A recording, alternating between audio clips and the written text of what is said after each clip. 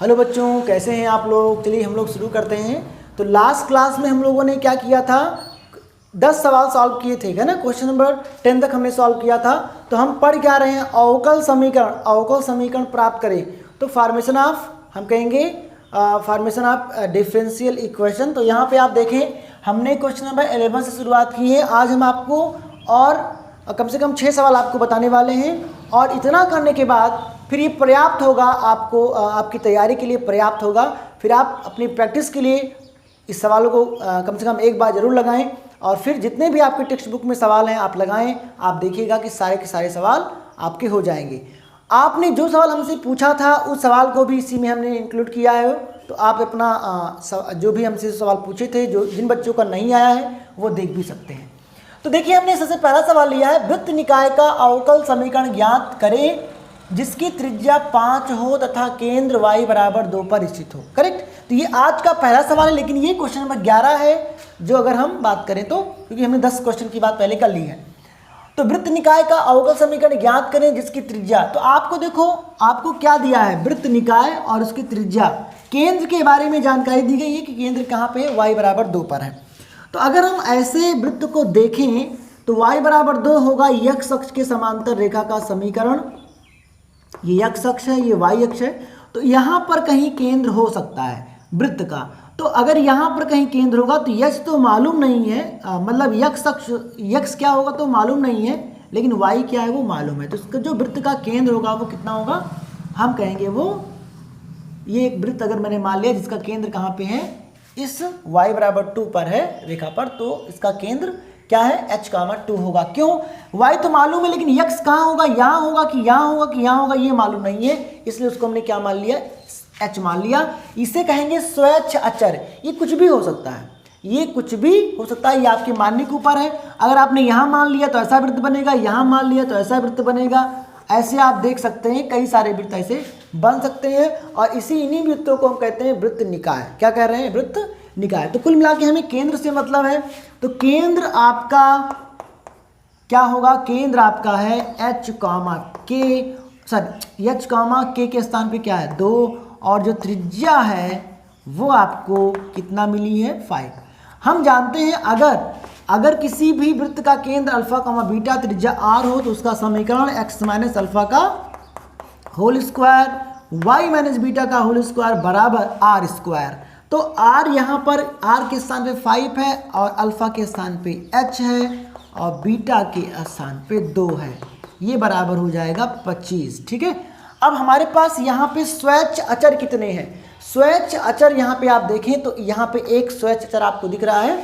तो आप एक बार इसका अवकलन करेंगे तो क्या मिलेगा, इसका हम करेंगे अवकलन। तो differentiation with respect to x, तो आप अवकलन कर दीजिए। तो अगर आप इसका अवकलन करेंगे तो क्या आएगा, 2x माइनस h और 1 माइनस 0। सही है बात। इसको आप t मानेंगे, t का square 2t ddx of t, तो x का 1 h का 0, प्लस यहाँ पे आप करेंगे तो 2y माइनस 2, और फिर हम यहाँ पे करेंगे ddx ऑफ y। ध्यान दीजिए मैंने इस क्या किया मैंने, चलो अब समझ में आपको आ जाएगा। इसको हमने t माना, t का स्क्वायर क्या होगा 2t, फिर इसको हम t मानते हैं उसका फिर अवकलन ddx ऑफ t, तो इसका अवकलन करेंगे तो y आएगा, इसका अवकलन करेंगे 0 आएगा, बराबर 0। सही है बात। अब ये क्या लिखा है, एक बार हम फिर से लिख दे रहे हैं, 2x minus h plus 2y minus 2 ddx of y, ये लिखा हुआ है बराबर 0। ठीक है बात, ये यहाँ तक हो गई बात। अब हम क्या करेंगे, 2 कॉमन लेकर दोनों पक्षों में काट देंगे, तो क्या हो जाएगा, x माइनस h बराबर, ये हो जाएगा, अगर हम 2 से 2 काट दे रहे हैं तो ये ऐसा हो जाएगा। हम 2 कॉमन लेकर उस 0 को उधर भेज देंगे, तो ये आप इसको ऐसा लिख सकते हैं, ddx of y is equal to कितना 0। सही है बात। अब देखिए, अब हम क्या करेंगे, अब यहाँ से हम x माइनस h का मान निकाल लेते हैं, तो क्या आ जाएगा, minus y minus 2 ddx of y।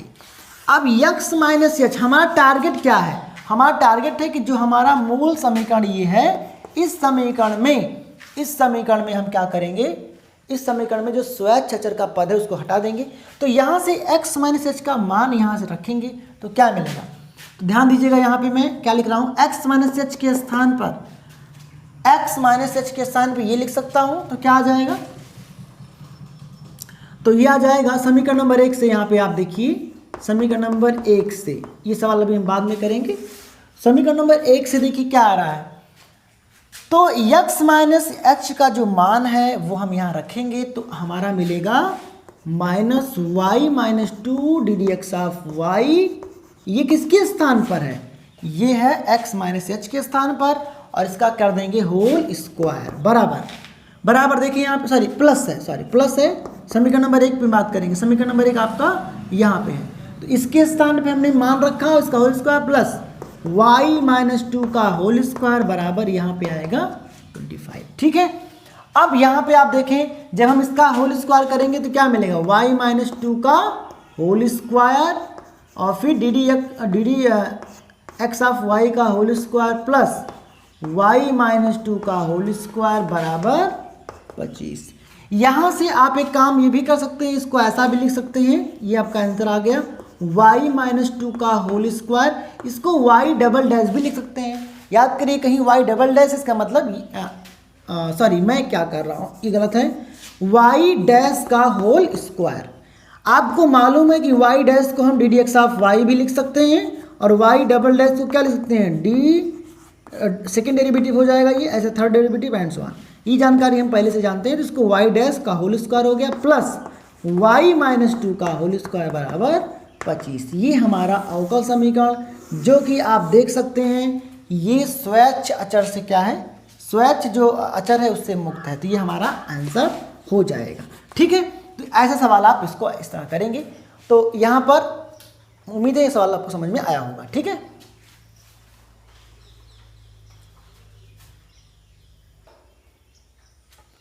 आइए क्वेश्चन नंबर 12 को देखते हैं।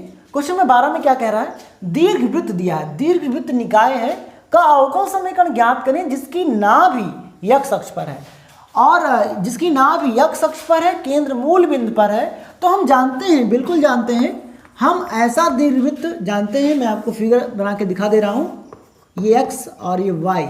अगर हमारे पास कोई ऐसा वृत्त हो, ध्यान देना, ये सर वृत्त ना करके हम दीर्घवृत्त कहेंगे, ये दीर्घवृत्त है, और यहाँ पर इसकी नाभियाँ होती हैं, यहाँ पे क्या होती है, इसकी नाभियाँ होती हैं, और ये a और ये b, तो ये पूरा अर्ध दीर्घअक्ष ये हमारा a और ये b होता है।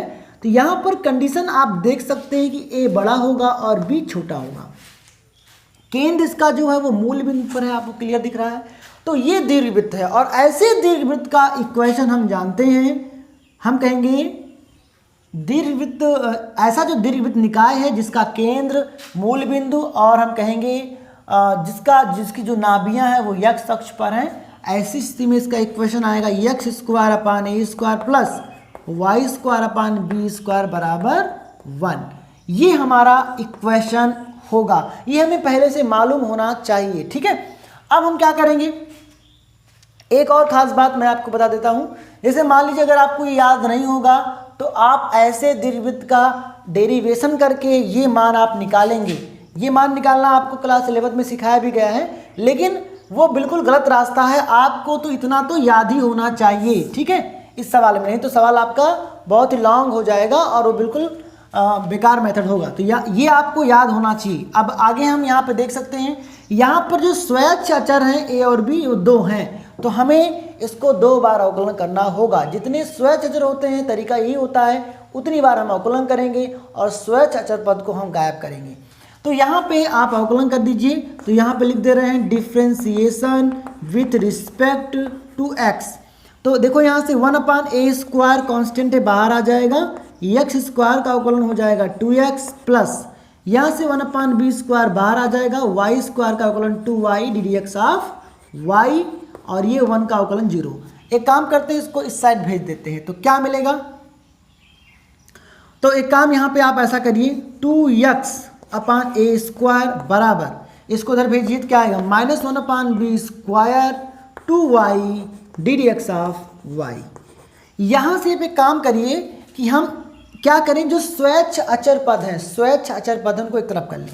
जैसे यहाँ से देखिए b स्क्वायर है, -b स्क्वायर उसको इधर ले आए और 2x को इधर ले आए, तो क्या मिलेगा, -b square upon a square बराबर, इसको बटे में ले आएंगे तो 2y, तो 2y d d x of y यहाँ पे चल रहा है और ये 2x को हम यहाँ पे ले आएंगे।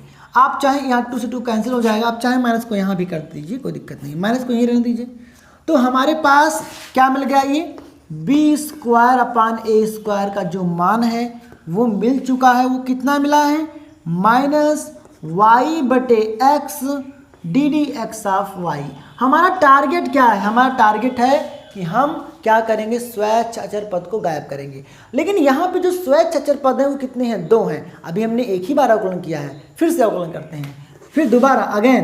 तो यहाँ पे again differentiation with respect to x, यक्स के सापेक्ष अवकलन करने पर, तो ये कांस्टेंट टर्म है, इसका अवकलन 0 बराबर, ये मैंने क्या किया, यहाँ पे x होगा, सॉरी यहाँ पे आप देखिए y अपान x है। तो अब हम इसका अवकलन करेंगे। तो यहाँ पे आप एक फार्मूला लगाएंगे, आप ही जानते हैं d d x of u into v बराबर u d d x of v plus v d d x of u, ये आप जानते हैं। अगर कोई भी 2 फलन है और वो इंटू में है तो ये हम तरीका अपनाते हैं। साथ ही हम एक ये भी फार्मूला जानते हैं, d d x of u upon v बराबर v square v d d x of u minus u d d x of v। ये दोनों फार्मूले हम इसमें लगाएंगे। देखिए यहाँ पे पहले तो ये देखिए, ये आपका माइनस चल रहा था, माइनस चलने दीजिए, चलो माइनस को बाहर ले लेते हैं। अब यहाँ पे देखें, ये हो गया आपका u एक बार ये हो गया v। तो पहला फार्मूला लगाएंगे u इंटू वी का, तो u को छोड़ दीजिए, तो y अपान x को हमने छोड़ दिया, किसका अवकलन करेंगे, v का। तो एक बार इसका फिर से अवकलन होगा, तो चलो लिख दे रहे हैं d d x of y, ठीक है, और प्लस v। अब इस बार इसको छोड़ दीजिए, D d x of y को छोड़ दीजिए, और फिर आप क्या करेंगे, फिर आप d d x of u करिए। तो इसका अवकलन जब आप करेंगे, चलो मैं लिख दे रहा हूँ D d x of y by x, ये हो गया आपका, सही है। माइनस को उधर भेज दीजिए, 0 हो गया, 0 बराबर क्या चल रहा है देखिए, y बाई एक्स, ये क्या हो जाएगा, second derivative d square y by d x square, plus ये d d x of y चलने दीजिए इसको। ये बताइए यहाँ से बताइए, y अपान एक्स है मतलब u अपान v का यहाँ पे फार्मूला लगेगा, तो क्या हो जाएगा, v का स्क्वायर, तो पूरे का बटा v का स्क्वायर मतलब x स्क्वायर, x को छोड़ेंगे, y का अवकलन करेंगे D d x of y, minus y को छोड़ेंगे, x का अवकलन x के सापेक्ष 1 हो जाएगा, ठीक है। ये हमारा इक्वेशन बना। अब इसी को आप अच्छे तरीके से लिख दीजिए, बस यही आपका आंसर हो जाएगा।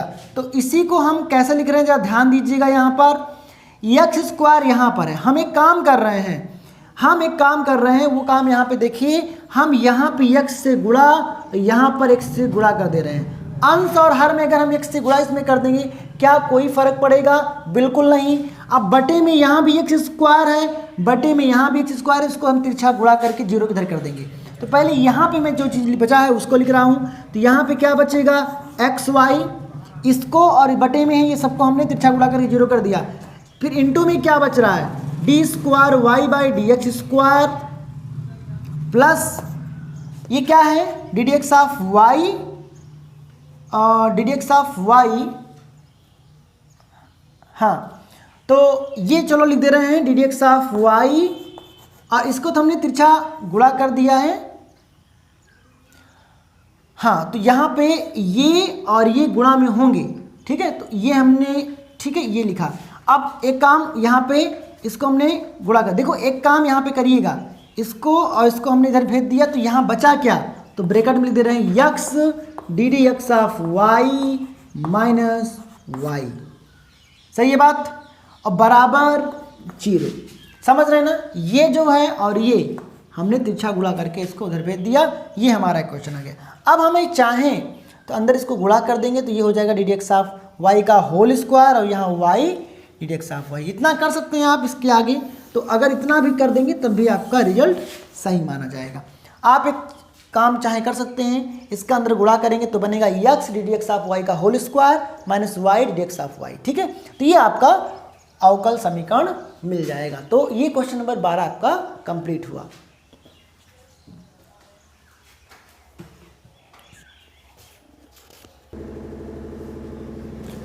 ओके, आइए हम लोग और क्वेश्चन नंबर देखते हैं। यहाँ पे क्वेश्चन नंबर 13 देखिए यहाँ पे, और इसमें क्या कह रहा है, परवलय निकाय का अवकल समीकरण ज्ञात करें जिसका अक्ष यक्ष अक्ष पर हो। जिसका अक्ष कहाँ पर हो, यक्ष अक्ष पर। तो अगर हम आपको इसको दिखाना चाहें तो कैसा हो सकता है हमारा परवलय, परवलय निकाय कैसा होगा। अगर ये यक्ष और ये वाई है तो जो हमारा परवलय निकाय होगा उसका कह रहा है परवलय निकाय का अक्ष यक्ष अक्ष पर हो। तो परवलय ये भी हो सकता है, ये भी हो सकता है, ये भी हो सकता है। इस परवलय का अक्ष यक्ष अक्ष है, इस परवलय का यक्ष अक्ष है, इस परवलय का एक्स अक्ष है, ऐसे एंड सो ऑन। तो ये देखिए एक निकाय बन रहा है, हमें इसके लिए क्या निकालना है, अवकल समीकरण। हमने आपको बताया भी था कि जो अवकल समीकरण होता है वो एक वक्र निकाय को प्रदर्शित करता है, वो बात आप यहाँ देख सकते हैं। तो हमें इसका अवकल समीकरण चाहिए, तो इसका केंद्र जो होगा वो क्या होगा, या हम कहें कि इसका समीकरण क्या होगा। तो ध्यान दीजिए, अगर मैं आपको इसको सिखाऊं, अगर हमारे पास कोई ऐसा परवलय होता है जिसका केंद्र कहाँ पे होगा, जिसका केंद्र होता है मूल बिंदु पर, तो इसका समीकरण होता है वाई स्क्वायर बराबर 4ax। लेकिन अगर ऐसा कोई परवलय है जिसका जो अक्ष है वो यक्ष अक्ष तो है लेकिन केंद्र मूल बिंदु नहीं है, तो एक चीज़ हम ये कह सकते हैं, अगर यक्ष अक्ष पर इसका हम कहेंगे ये यक्ष अक्ष इसका अक्ष है, तो यहाँ पर जो शीर्ष होगा उसमें यक्ष निर्देशांक तो होगा लेकिन वाई निर्देशांक क्या होगा, 0, क्योंकि ये वाला समीकरण इसका होता है y बराबर 0। तो यहाँ पर आप देखें कि जो इसका केंद्र होगा वो होगा h, 0। हम ऐसा मान लेंगे, h कुछ भी हो सकता है लेकिन 0 तो हमेशा रहेगा, क्योंकि हम किस अक्ष पे खड़े हैं, x अक्ष पे खड़े हैं, और x अक्ष पे क्या 0 होता है, x अक्ष पर y 0 होगा। तो यहाँ ये h का मान यहाँ कुछ भी हो सकता है, इसलिए h का मान हम बदलते जाएंगे तो हमें ये इस प्रकार का परवलय मिलता चला जाएगा। तो इसी हिसाब से आप यहाँ पे याद रखेंगे मैं क्या कह रहा हूँ, फिर से समझिए। अगर इसका केंद्र यहाँ पर है तो ये इसका समीकरण होता है, लेकिन ये जिसका केंद्र यहाँ नहीं है इसके अलावा कहीं पर है, मैं कहता हूँ h, 0 पर, तो होता क्या है, यहाँ पे समझिए मैं आपको ऐसे परवलय का समीकरण पढ़ा रहा हूँ जहाँ पर ना तो x 0 है ना y। अगर आपके पास ऐसा कोई परवलय है जिसका केंद्र हम कहते हैं h, k है, तो इसका जो समीकरण, अगर इसका अक्ष हम कहते हैं यक्ष अक्ष के समांतर है, तो हम कहेंगे कि इसका जो समीकरण होगा वो इसी रूप में होगा, ये होगा y माइनस के का होल स्क्वायर बराबर 4ax माइनस h। समझ रहे हैं, जब इसका केंद्र क्या हो, यक्ष अक्ष के समांतर हो, तो इसी प्रकार का एक क्वेश्चन बनेगा, लेकिन y के स्थान पे y माइनस के, क्योंकि यहाँ पे k होगा, और x के स्थान पे h माइनस h। लेकिन यहाँ पर अगर बात करें तो k क्या है, k है 0, तो अगर k 0 कर दोगे तो क्या बनेगा, y स्क्वायर बराबर 4ax माइनस h। यही जानकारी के लिए मैं फिर से आपको बता रहा हूँ, अगर ये सवाल मैं उल्टा कर देता और मैं कहता ऐसा, मतलब अगर ये y अक्ष पर है, सपोज करिए यहाँ पर, ठीक है, तो आप यहाँ देखिए, आप यहाँ देखेंगे, अगर हम कहेंगे यही सेम इक्वेशन अगर ये यक्ष अक्ष के समांतर है तो ये ऐसा इक्वेशन आएगा। अगर y अक्ष के समांतर होता तो कैसा आता है, एक बार देखिए यहाँ पर, अगर ऐसा होता तो हम इसको लिखते हैं यक्ष स्क्वायर बराबर 4ay। लेकिन अगर इसके समांतर कोई भी परवलय ऐसा होता जिसका केंद्र h, k है, मान लेते हैं किसी एक का, तो इसका इक्वेशन आता है x माइनस h का होल स्क्वायर बराबर 4ay माइनस k। देख रहे हैं ना आप, ऐसे हम इसको बना लेते हैं। तो अभी हम इस पर भी चर्चा करेंगे, एक सवाल हमने यहाँ पे भी इस पर भी लिया है, तो पहले हम इस पर कंसंट्रेट करते हैं। हमें इक्वेशन मिल चुका है, वो इक्वेशन क्या होगा ये देखिए। तो ये सब हम मिटा दे रहे हैं। यहाँ से आप एक चीज़ सीखिए कि अगर कोई भी परवलय है उसका हम कहते हैं उसका केंद्र मूल बिंदु नहीं है, मान लेते हैं, जानकारी मैं आपको यहाँ दे रहा हूँ, अगर कोई परवलय है उसका जो अक्ष है वो यक्ष अक्ष के समांतर है और उसका निर्देशांक h, k है, उसका समीकरण होता है, देखिए अगर कोई भी इक्वेशन यक्ष अक्ष पर ऐसे यक्ष अक्ष है, अगर परवलय का अक्ष, इसका इक्वेशन होता है y स्क्वायर बराबर 4ax, लेकिन अगर ये इसके समांतर है, उसका निर्देशांक h कॉमा k है, तो क्या आएगा y माइनस के का होल स्क्वायर बराबर 4ax माइनस हम कहेंगे h। तो अब हम यही बात इसके लिए अप्लाई करेंगे, और h के स्थान पे तो h है लेकिन k के स्थान पे 0 है, तो यहाँ पे क्या इक्वेशन बनेगा y स्क्वायर बराबर 4ax माइनस h। ये है इसका समीकरण मिल चुका है। आप इस समीकरण को देख के बताइए इसमें कितने स्वेच्छाचर हैं। इसमें स्वेच्छाचर की संख्या कितनी है, 2 है। तो हम इसको 2 बार डिफरेंशिएशन करेंगे। हमारा टारगेट होगा कि हम दोनों स्वेच्छाचरों को हटा दें समीकरण में से। तो कैसे हटाएंगे, पहले इसका हम अवकलन करेंगे। तो differentiation with respect to x, x के सापेक्ष अवकलन करने पर y स्क्वायर का 2y d d x of y बराबर 4ax। x का कितना हो जाएगा, x का हो जाएगा 1, इसका हो जाएगा 0। तो क्या मिला भाई, 2y d d x of y बराबर 4a। सही है। लेकिन अभी तो देखो, अभी हमें 2 बार अवकलन करना है, क्योंकि हमें कितना स्वेच्छाचर दिया है 2। अभी हम स्वेच्छाचर को हटा नहीं सकते हैं। यहाँ पे गलती मत कीजिएगा कि सर हम क्या करें, 4a को 4a के स्थान पे यहाँ पे रख देंगे। चलो यहाँ पे इसको रख दोगे तो ये a तो गायब होगा, लेकिन h कैसे गायब होगा, h तो अभी भी वही रहेगा। इसलिए क्या करना है, फिर से हमें इसका अवकलन करना है। फिर again differentiation with respect to x। दो स्वेच्छाचर हैं, 2 बार अवकलन करना ही करना है। तो यहाँ पे आप देखें, आप यहाँ पे 2 से इसको काट दीजिएगा, यहाँ 2 आ जाएगा। अब बताओ यहाँ पर y और into D d x of y, तो y को छोड़ेंगे, इसका अवकलन करेंगे पहले, u इंटू वी का फॉर्म लग रहा है, प्लस अब D d x of y को छोड़ दीजिए, इसका अवकलन कर दीजिए D d x of y का, ठीक है। और यहाँ पे कांस्टेंट, इसका अवकलन 0। क्या मिला यहाँ पर, y d square y by d x square plus d d x of y का होल स्क्वायर बराबर 0। इसी को आप ऐसा भी लिख सकते हैं, वाई डबल डैश है ना, प्लस वाई डैश का होल स्क्वायर बराबर 0। आई बात समझ में। तो ऐसे हमारा ये सवाल सॉल्व हो जाएगा। आइए इस सवाल को देखें। परवलय निकाय का अवकल समीकरण ज्ञात कीजिए जिसका अक्ष y अक्ष के समांतर है। आपसे कहा गया है कि ये जो परवलय है, इसका जो अक्ष है y अक्ष के समांतर, तो मान लेते हैं ये आपका y अक्ष के समांतर कोई अक्ष है, तो परवलय आपका यहाँ कहीं होगा। ऐसा परवलय निकाय हमें मिलेगा। लेकिन यहाँ पर अगर मैं बात करूँ, तो अगर हमारे पास, तो ये इसका जो केंद्र होगा वो h कॉमा k होगा। ध्यान देना, क्या होगा, h कॉमा k होगा इसका केंद्र, क्योंकि हमें मालूम नहीं है कि यहाँ पे कहाँ पे है ये, है ना। अगर ये आपसे कहता कि x अक्ष पर है, अगर ये x अक्ष पर होता तो इसका जो h होता वो तो 0 हो जाता। सिमिलर इसी प्रकार का सवाल बनता। लेकिन अंतर क्या होगा दोनों में, मैं फिर से एक बार आपको बता रहा हूँ कि जैसे मान लीजिए अगर कोई भी आपका परवलय इस प्रकार से है जिसका अक्ष y अक्ष है या y अक्ष के समांतर है, तो उसका समीकरण हम लिखते हैं, क्या लिखते हैं, x स्क्वायर बराबर 4ay। यहाँ पर इसके समांतर है, तो अगर ऐसा होगा इसका केंद्र 0 0 था, लेकिन यहाँ पर इसका केंद्र h कॉमा k है, तो इसका समीकरण बनेगा वो बनेगा x माइनस h का होल स्क्वायर बराबर 4ay माइनस k। आई बात समझ में। तो यहाँ से इसका हम ओपन करेंगे, इसका होल स्क्वायर, क्या आ जाएगा, x स्क्वायर, क्या आ जाएगा भाई, x square plus h square plus 2hx बराबर 4ay माइनस 4ak। सही है, ये हमें मिलेगा। तो यहाँ से हम एक समीकरण यहाँ से हम इस प्रकार लिख सकते हैं।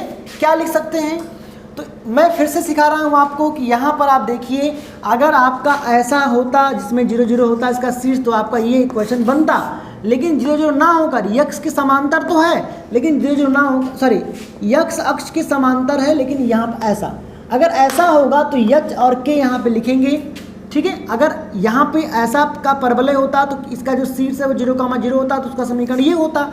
लेकिन अगर इसके समांतर हम शिफ्ट कर देंगे तो इक्वेशन इसी टाइप का होगा, लेकिन यहाँ पे 0 0 ना होकर h और k हो जाएगा। आई बात समझ में कि नहीं। ठीक इसी प्रकार यहाँ भी आप देख सकते हैं कि अगर हमारा समीकरण ऐसा होता तो क्या, अगर ये 0 0 होता तो क्या होता है, तो ये होता हमारा y स्क्वायर बराबर 4ax। लेकिन आप यहाँ पे अगर देखेंगे, यहाँ पे अगर आप देखेंगे तो ये यहाँ ना होकर कहीं भी हो सकता है, करेक्ट, कहीं भी हो सकता है। तो हम कहेंगे कि इसका जो निर्देशांक होगा h का 0 होगा।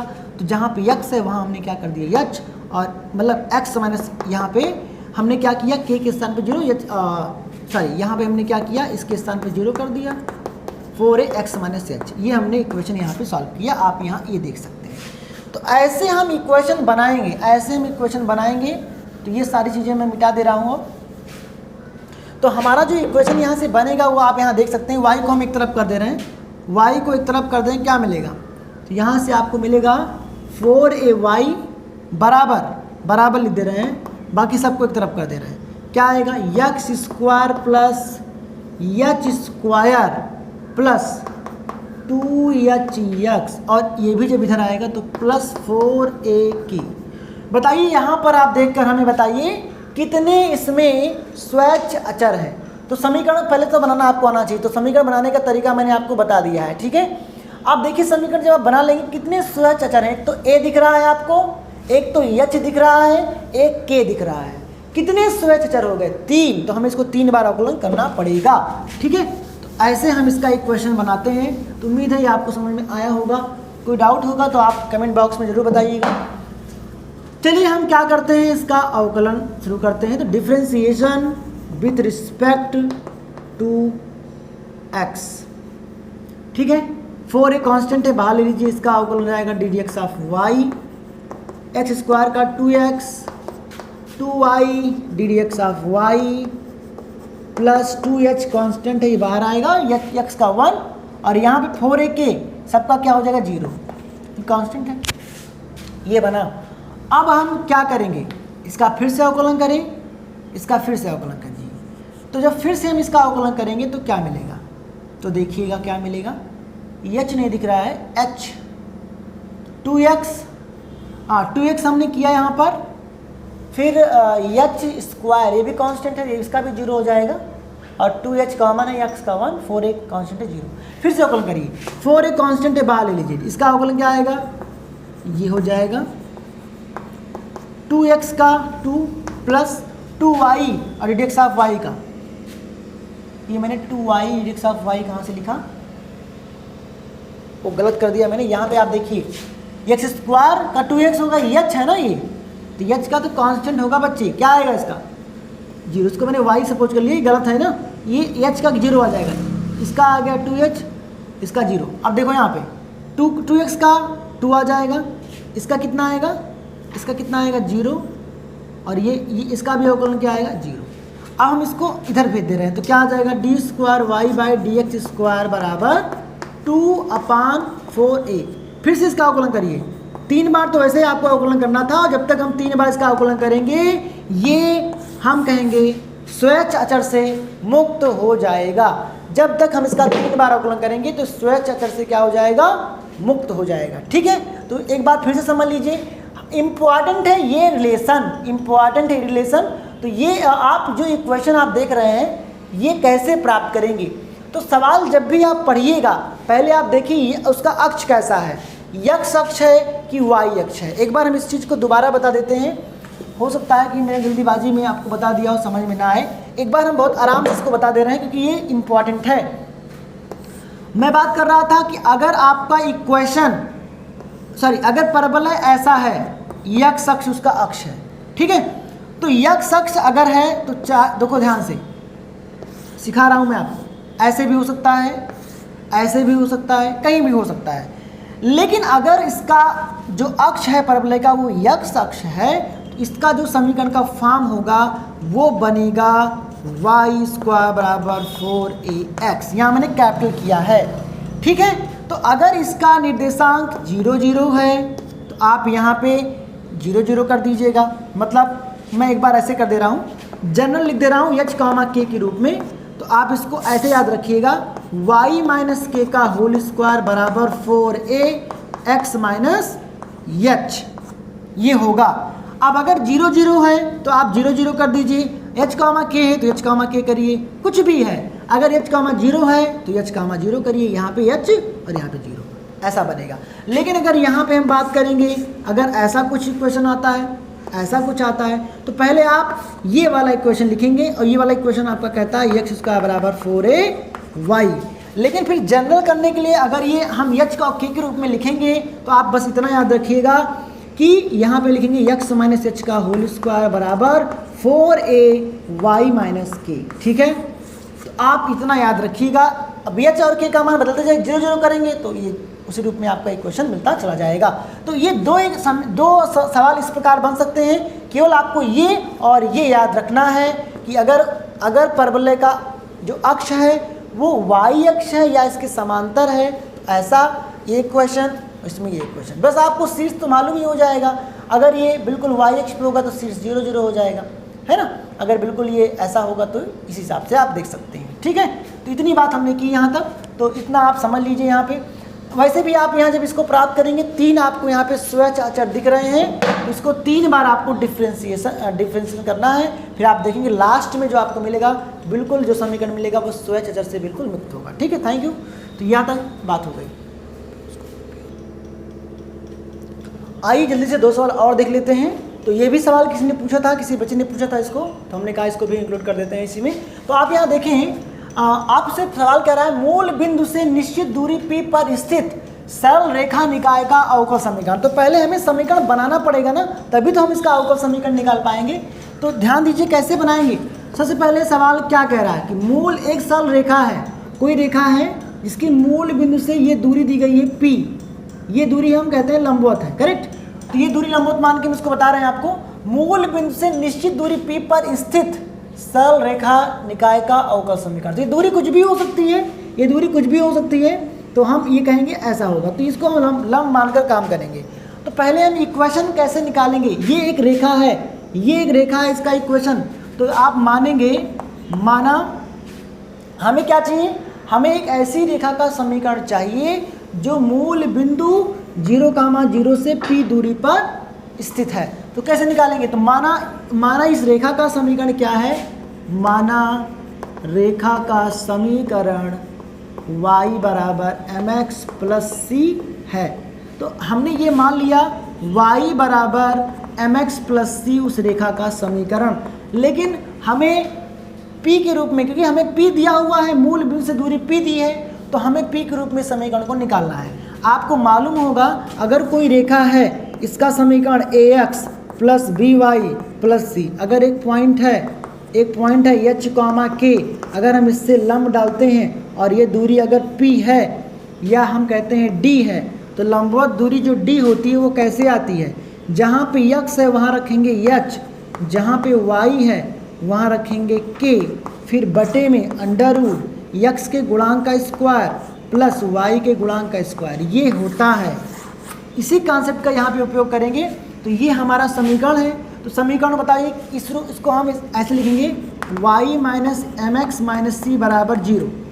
और इस मान लेते हैं, देखो यहाँ बोर्ड पे देखो, ये जो आपका समीकरण है, चलो इसी रूप में मैं आपको सिखा रहा हूँ।